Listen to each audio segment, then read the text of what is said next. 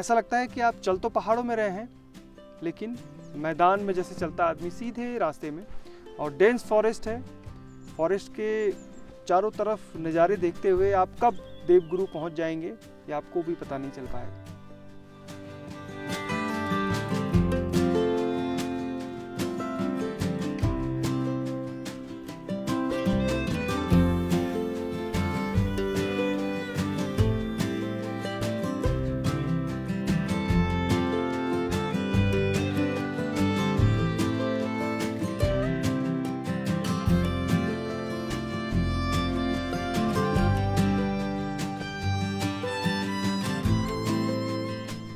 यात्राएं कभी ख़त्म नहीं होती, और अगर आपको पहाड़ को जानना है, हिमालय को जानना है, तो सबसे अच्छा तरीका है ट्रैकिंग। जी हाँ दोस्तों, नमस्कार। संदीप गुसाई मेरा नाम है। रूरल टेल्स के एक नए सफ़र में आज आप मेरे साथ जा रहे हैं देवगुरु, बृहस्पति, जो देवताओं के गुरु हैं बृहस्पति, उनके मंदिर में। भारत में दो ही जगह हैं, एक नैनीताल ज़िले के ओखलकांडा ब्लॉक में और दूसरा दक्षिण भारत में। आपको ये सफ़र इतना पसंद आएगा, जो ये पैदल ट्रैक है। यहाँ गुरु जो मंदिर है बृहस्पति गुरु के, अलग अलग गांव से अलग अलग सफ़र है। हम कोटली गांव से जा रहे हैं, नाई से भी जा सकते हैं। सफ़र कितना दूर है उसकी पूरी जानकारी भी हम डिस्क्रिप्शन में भी देंगे और कुछ नंबर भी देंगे, ताकि आपको अगर आना हो तो आपको कोई दिक्कत नहीं आएगी।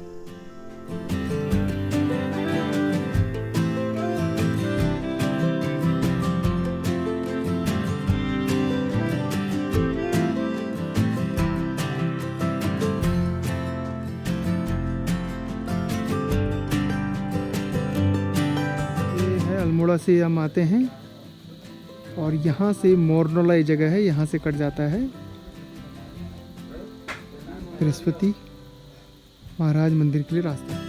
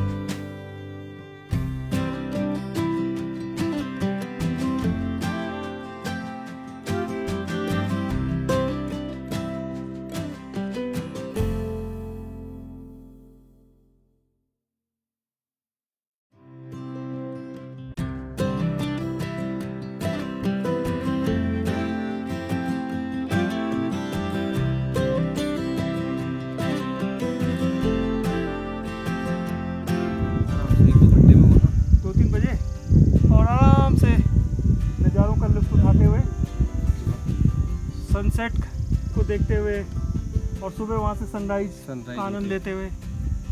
आइए जनाब, आइए आइए।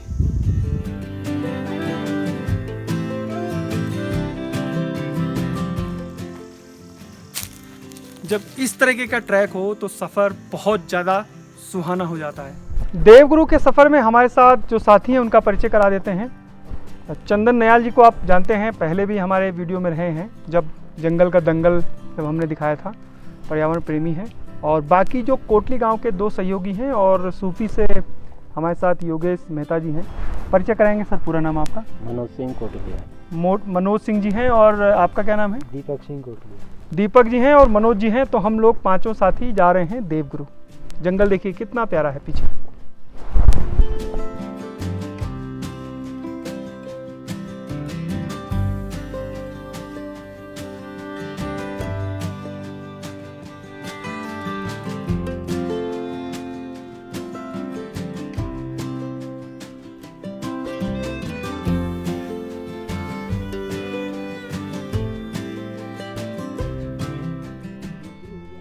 अगर आपको सनसेट और सनराइज़ देखना है तो देवगुरु जो ट्रैक है उससे बेहतरीन जगह आपके लिए नहीं हो सकती।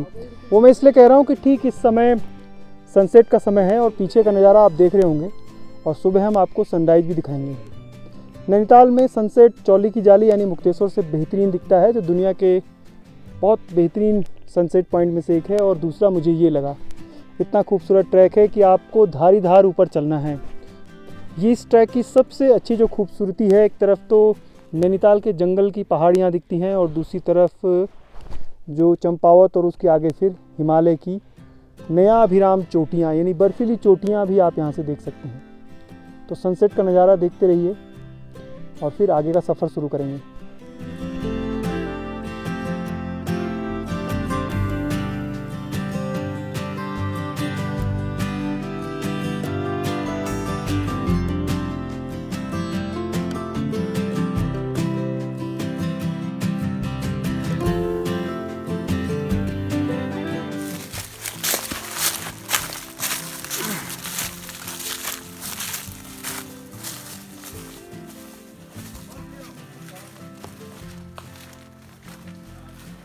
अब दोस्तों अंधेरा हो गया है, तो ये पूरा जंगल इतना अच्छा ट्रैक है, सीधा सीधा ट्रैक है, ज़्यादा चढ़ाई भी नहीं है।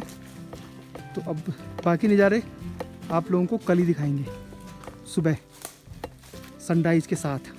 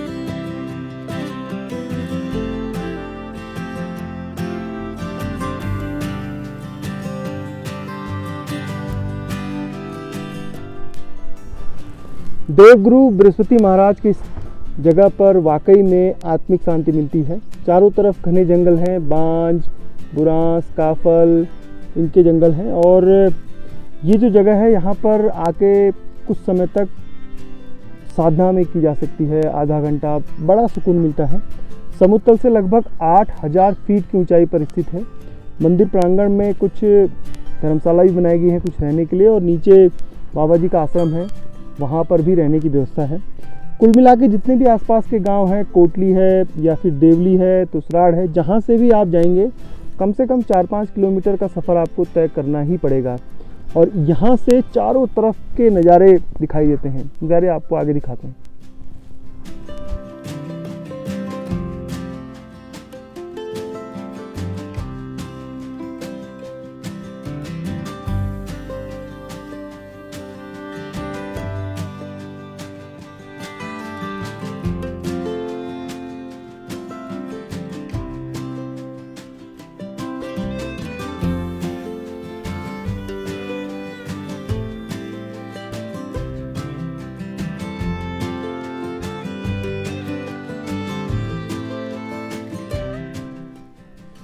गुरु बृहस्पति इस स्थान पर कैसे आए, इसके पीछे भी जो पुराणों में जो कहानी है वो इस प्रकार है कि इस जगह पर इंद्र भगवान तपस्या करने आए थे और गौतम ऋषि ने जब उनको श्राप दिया तो उस श्राप से मुक्ति के लिए उन्होंने यहाँ पर तपस्या की थी। जब उनकी तपस्या पूरी हुई तो उसके बाद देवताओं ने इंद्र को खोजने के लिए भगवान इंद्र को खोजने के लिए जो गुरु बृहस्पति थे उनको आह्वान किया और उनको कहा कि आप खोज कर लाए वो कहाँ पर हैं। उसके बाद गुरु बृहस्पति इस स्थान पर जब खोजने निकले तो यहाँ पर इंद्र को देखा, उनको कहा कि आपकी तपस्या पूरी हो गई है, आप फिर स्वर्ग लोक जाइए। उसके बाद से गुरु बृहस्पति यहीं पर तपस्या करने लग गए और यहाँ पर उन्होंने अपनी संकल्प जो सिद्धि है वो भी छोड़ी। इस स्थान पर बताते हैं कि जो इंद्र की अप्सराएं हैं वो भी दिखाई देती हैं और कई जो स्थानीय लोग हैं या जो यहाँ पर तपस्या में लीन है बाबा, वो भी अपना अनुभव बताते हैं। इसकी क्या कहानी है जो यहाँ पर शिवलिंग है मनोज भाई? इसकी कहानी है, जो पहले यहाँ पूजती थी, महिला पूजती थी, महिला पुजारी थी। हाँ, पहले महिला पुजारी थी, तो इसीलिए जल्दीबाजी हुई। महिलाओं को ऐसा ही रहा घर में कुछ दिक्कत होगी, उसने कहा जल्दीबाजी करो, इसलिए वो जल्दीबाजी में लिंग जो है उसमें गर्म खीर डाल रही, तो गर्म खीर डालने से लिंग जो है खंडित होगी। उसके बाद से महिला पुजारी नहीं है, पुरुष पुजारी है अभी। उसके बाद से महिला पुजारी नहीं है, पुरुष है, इसलिए उस टाइम से फिर ऐसा हो गया, महिलाओं का आना यहाँ वर्जित हो गया। अच्छा, महिलाओं की लिंग में जो है छाया तक नहीं पड़नी चाहिए। बाकी वो यहाँ पर परिसर में आ सकती हैं। हाँ, परिसर में आ सकती हैं, ऊपर नहीं जा सकती हैं। लिंग पे महिला की छाया नहीं जानी चाहिए। तो ये भी एक स्थानीय जनश्रुति है कि जो महिलाएं हैं वो मंदिर जो प्रांगण है जहाँ पर ऊपर खंडित शिवलिंग है उस जगह पर नहीं जा सकती हैं, इस जगह पर आ सकती हैं मंदिर प्रांगण में।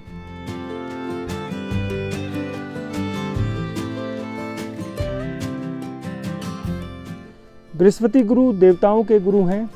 इस जगह पर आप साधना कर सकते हैं थोड़ी समय के लिए, आपको वाकई में आत्मिक शांति मिलेगी। हिमालय की पूरी रेंज यहाँ से दिखती है, चौखंबा से लेकर और पंचाचुली की, और नेपाल हिमालय भी यहाँ से दिखाई देता है। कुल मिला के जो हाइट है इसकी वो काफ़ी ज़्यादा है, इस वजह से आसपास की चारों तरफ की जो पहाड़ियाँ हैं वो भी देवगुरु से दिखाई देती हैं। हवा बहुत चलती है यहाँ पे, सर्दियों में 5 से 6 फीट यहाँ पर बर्फ़ पड़ती है। तो 2-3 महीने ये पूरा जो मंदिर परिसर है ये जो बर्फ़ है उससे पटा रहता है और आसपास के तमाम जो इलाके हैं वो भी बर्फ़ से ढके रहते हैं। सबसे अच्छा समय यहाँ पर अगर आप आना चाहते हैं तो मार्च, अप्रैल, मई, जून, इस समय आप आ सकते हैं गर्मियों के समय। और सर्दियों में बरसात के बाद 15 सितंबर से और दिसंबर तक यहाँ आ सकते हैं। अगर आप बर्फ़ में चलने के शौकीन हैं यानी एडवेंचर पसंद है तो आप जनवरी फरवरी में भी देवगुरु पहुँच सकते हैं।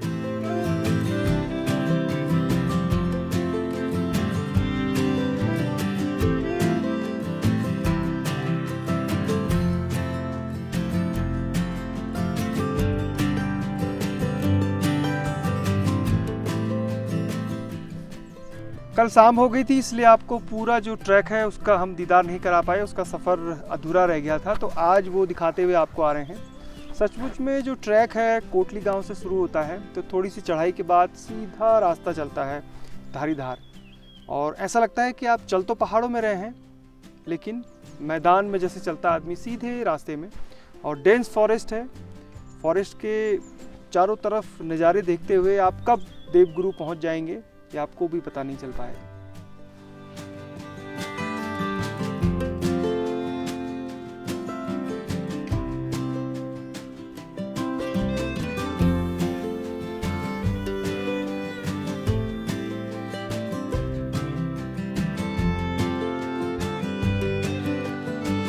इस जगह पर आप कैंप भी कर सकते हैं। जो स्थानीय लोग हैं यहाँ पर छानियाँ भी बनाते हैं, तो उनके जो मवेशी हैं वो आते हैं। तो ये कैंप साइट है अच्छी, और थोड़ा सा नीचे जाके पानी है।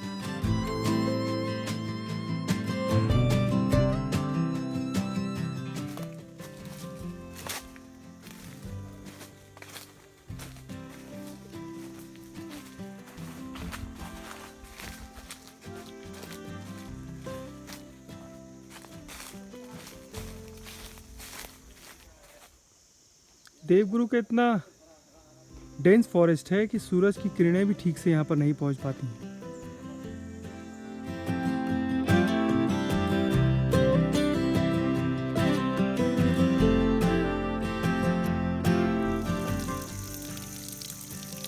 जो पत्थर देख रहे हैं आप गोल, इसके अंदर जब पूजा होती है बृहस्पति गुरु महाराज की, तो जो रोट बनता है उसका आटा यहाँ पर गूँथा जाता है।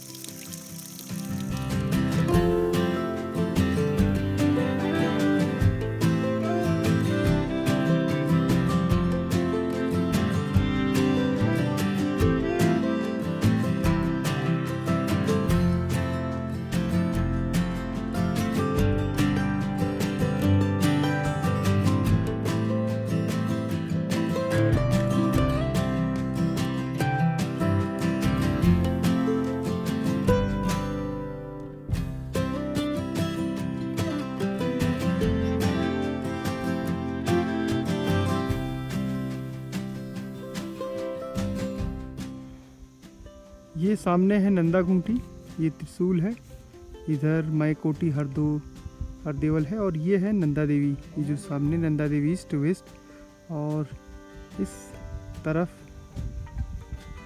ये है आपकी पंचाचुली रेंज, ये जो सामने दिख रही है।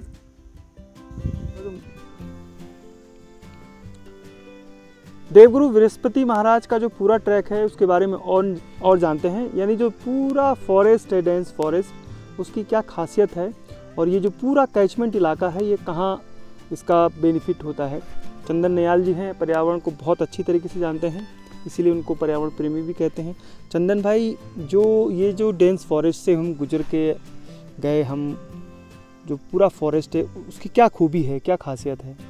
देखिए, जब हम कोटली गांव से जब हम ट्रैक में निकलते हैं और पूरा डेंस फॉरेस्ट है, ये चंपावत डिवीज़न और नैनीताल डिवीज़न का बॉर्डर भी इसे कहा जाता है, जिस रूट से हम लोग गए हैं।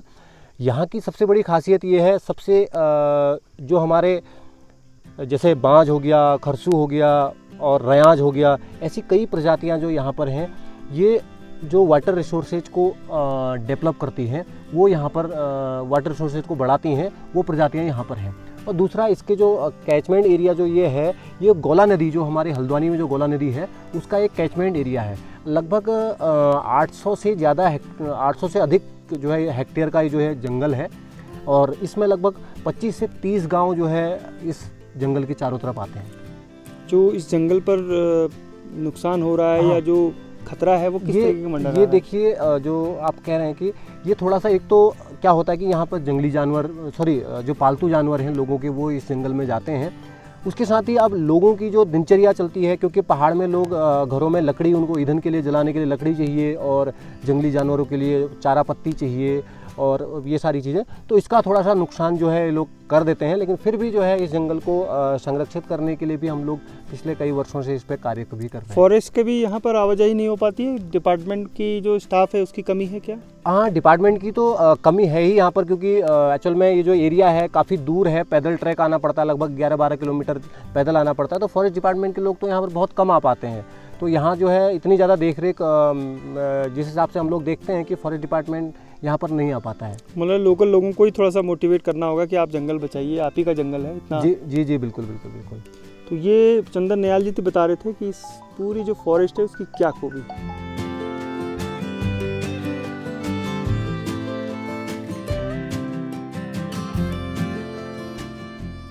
पहाड़ों में मैंने बहुत सारे ट्रैक किए हैं, गढ़वाल हो या कुमाऊं, लेकिन ये जो ट्रैक था ये बहुत ही शानदार है और 12 महीने आप कभी भी इस ट्रैक में आ सकते हैं। धार चलना वाकई में एक अद्भुत क्षण था। गुरु बृहस्पति मंदिर अभी इतना पॉपुलर नहीं हुआ है जितने और मंदिर हैं, लेकिन इसकी जो 52 गांवों के जो स्थानीय लोग हैं जो पूजा अर्चना करते हैं, मानते हैं, यहाँ पर भोग चढ़ाते हैं, उन सब के लिए ये मंदिर बहुत बड़ी आस्था का एक प्रमुख केंद्र है। जो इस मंदिर से जनश्रुतियाँ और पौराणिक कहानियाँ जुड़ी हैं वो तो आपने वो आपको बताया ही है। एक बार आप यहाँ आकर ज़रूर देखिएगा कितनी शांति यहाँ पर मिलती है, और जो पूरा ट्रैक है वो वाकई में कहीं पर भी आपको थकान नहीं लगेगी। पूरी कहानी आपको कैसी लगी ज़रूर बताइएगा। रूरल टेल्स का सफ़र आगे भी जारी रहेगा। जय नंदा, जय हिमाल।